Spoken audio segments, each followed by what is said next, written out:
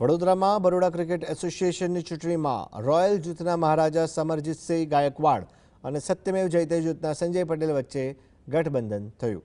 આગામી 15મી ફેબ્રુઆરીના રોજ યોજાનારી બીસીએની ચૂંટણીમાં હાલમાં 1800થી વધુ સભ્યો નોંધાયેલા છે. સત્તાધારી જૂથ સામે રોયલ અને સત્યમેવ જયતે જૂથ એકજૂટ થતાં હવે બીસીએની ચૂંટણીમાં રિવાઇવલ અને ગઠબંધન જૂથ વચ્ચે સીધો જંગ જોવા મળશે. ગઠબંધન અંગે રોયલ અને સત્યમેવ જયતે જૂથની સંયુક્ત પ્રેસ કોન્ફરન્સ યોજાઈ.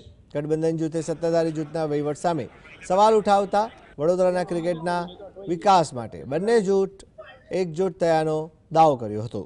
બરોડા રણજી ટીમના નબળા પ્રદર્શન માટે હાલના વહીવટદારોને જવાબદાર ગણાવાયા હતા. ઈચ્છા છે કે ટીમો અમારી સારી કરે. અહીંથી જેટલા પણ ગર્લ્સ બોયઝ છે એ આપણા ઇન્ડિયન ટીમમાં સિલેક્ટ થાય. એ બંને આપ પેરામીટર્સ કે એ બધું ડેટા આપ જો તો એનાથી ખ્યાલ આવશે કે ક્રિકેટ અત્યારે આપણે બહુ ઉપર નથી જઈ શક્યા, પરફોર્મન્સીસ ડીપ થયા છે અને એને ફિક્સ કરવા માટે ઘણા બધા એક જરૂરી છે કે નવા લોકો આવે, એક નવું થિંકિંગ આવે, ફ્રેશ થિંકિંગ આવે અને આ ક્રિકેટ લઈ જઈ શકીએ આપણે આગળ.